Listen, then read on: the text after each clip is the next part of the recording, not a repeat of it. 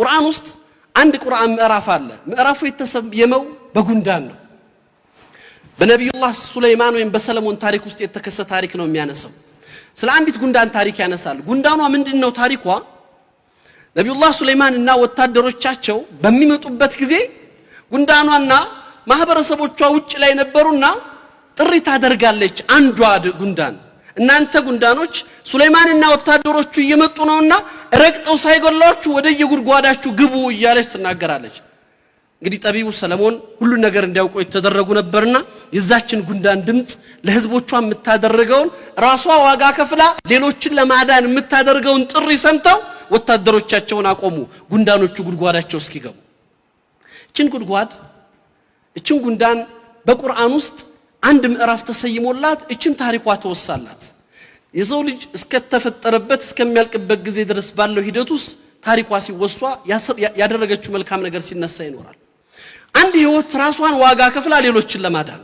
ዛሬ ደግሞ እኛ ዋጋ ከፍል ሌሎችን ለማዳን ሳይሆን ራሳችንን ጠብቀን ሌሎችን ለማዳን እዚህ ቁርአን ምዕራፍ ውስጥ ነው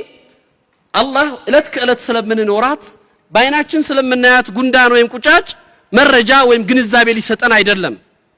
ያመጣው መረጃ ወይም ግንዛቤ ሊሰጠን ወይም ደግሞ ሊያስተዋውቀን አይደለም ነገር ግን ከኛ በላይ ምን እየነገረን ነው ስትኖር ለተሻለ ነገር መኖር ካልቻልክ ለሌሎች የሚጠቅም ነገር መስራት ካልቻልክ አንተ እኛን ቀን በእግራችን ረግጠን ከምናልፋት ጉንዳን በታች እንደሆነ እየነገረን ነው አላህ መሆን ቢሳናችሁ እንደዚህ ጉንዳን እንኳን መሆን ተሳናችሁ እያለ ነው አላህ እንደዚህ ትንሽ ፍጡር እንቺ አተረባን ብላችሁ የምታዩት ፍጡር ከሷ እንዴት ታንሳላችሁ እንዴት ለህዝባችሁ እንዴት ለወገናችሁ እንዴት ለሰው ልጅ መጨነቃ ተሳናችሁ እያለ ነው አላህ መልእክት የሚያስተላልፈው ግልጽ መልእክት ይመስለኛል መልእክቱ ብዙ ትንታኔ ያስፈልገው ሁለተኛው በአንድ ሌላ ቁርአን ምዕራፍ ውስጥ ፈጣሪ አላህ ማህበረሰቦችን ለመለወጥ ብዙ ጊዜ እንግዲህ በአመፀኝነታቸው የሚታወቁ የእስራኤል ህዝቦች በአንድ ቦታ ላይ ብዙ ነብይ የተላከበት ጊዜ ነበር አንዲት ከተማ ላይ 3 ነብዮች ይላካሉ ነቢያቶቹ የሚሰማቸው ያጣሉ ይባስ ብለው በጥሪያቸው ይገፋሉ ይባስ ብለው ሰዎችን ለማስጠንቀቅና ወደ ፈጣሪ ለመምራት በሚያደርጉት ጥሪ መከራ ይደርስባቸዋል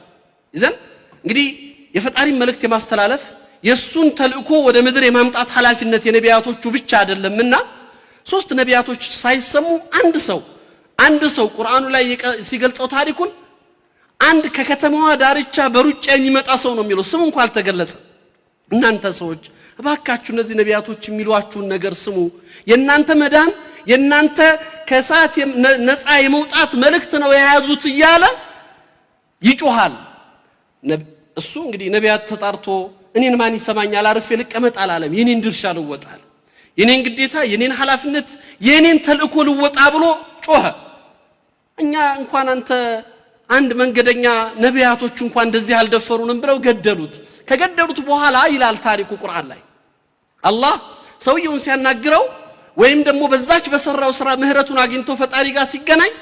ምን አለ እነዚህ ህዝቦች እቺን በመስራቴ አንተ ዘንድ ክብር ማግኘቴን አውቀው እነሱም ያን መንገድ በተከተሉ ይያለ ለነሱ ይጸልይ ነበር ይባላል ልክ እንደዛ ሰው ስሙ እንዳልተጠቀሰ ከከተማዋ ዳርቻ እንደመጣ ሰው ግን ሚና እንዳለ የኛ መልካም ተግባር ቀደም ወንድም ያሬድ በዚህ በመልካም ተግባር ላይ ስትኖሩ የምታዩት ነገር አለ ያሬድ አሁን ምንድነው የደስታ ምንጭ ብትሉት የሚገልጽበት መገለጫዎች አሉት ይሄንን ስራ ያሬድ ባንደበቱ ሲነግረው ላይገባን ይችላል ስንኖረው ብቻ የምናገኘው ነገር ነው ብዙ ጊዜ እንደዛ አይነት መልካም ተግባራቶች ስትኖራቸው ብቻ ነው ጣዕሞቹን የምታጣጥማቸው በመስማት በመነገር ላይ ገቡ ይችላሉ ስትኖራቸው ግን ለዛም ነው የኖራቸው እንጂ አይረዳቸው ያን ተግባር የሚሰራው እንጂ አይገነዘባቸው ያኛው ሰው ሲለፋ እንደ ተአምር ይታያል ግን እሱ የተረዳውና ያጣጣመው ነገር ስላለ ነው ሰዎች መልካም ተግባር ላይ ህይወታችንን ለማቆየት ለሌሎች ተስፋ ለመሆን ትንሽም ነገር ብትሆን በመልካም ተግባር ላይ በመቆም እድሜያችንን መቀጠል ነጋችንን ማሳመር እንችላለን ሰው በዚች ምድር ላይ ሲኖር ነገን የሚቀጥልበት እድሜውን የሚያረዝብበት ማንነት ኖሮ ይገባል ብዙ ጊዜ ይላለው አንዳንድ ሰዎች ኖሮ ሞተዋል ሌሎቹ ደግሞ ሞተው ኑረዋል በሰሩት መልካም ተግባር ዘመናትን የሚሻገር ስም ተክለው አልፈዋል ሁሉ ጊዜ የሚናፈቃሉ ሁሉ ጊዜ የሚታወሳሉ እንኳን ሰው ምድር ትናፍቃቸዋለች እነሱ በነበሩ ይባላሉ ሌላው ደግሞ በመኖሩ ሸክም ሆኖ ምን ነው በተገላገለን እየተባለ እየኖረ ሞቱን ሰው ይመኝለታል ሌሎቹ ሙቶ ህይወታቸውን ሰዎች ይመኝላቸዋል የኖሩት እድሜ 50 ዓመት 60 ዓመት ሊሆን ይችላል ነገር ግን 600 700 ሺህ ዓመት ይኖራሉ እነዛ ሰዎች ስማቸው ሁሉ ጊዜ ሕያው ነው የኖሩትን እድሜ እናስብ 60 ዓመት ብቻ አይደለም ሌሎች ተጨማሪ 600 እና 700 ዓመት እየኖሩ ነው በዛች ደግ ተግባራቸው በዛች በሰሩት መልካም ስራቸው ሰዎች የሚወሱበት ማንነታቸውን ከፍ ሊያደርግበት የሚችል ለሰው ልጅ ህይወት ተስፋ መዝራት የቻሉ ሰዎች ስለሆኑ እኛስ እየኖሩ ከሞቱት ውስጥ ነን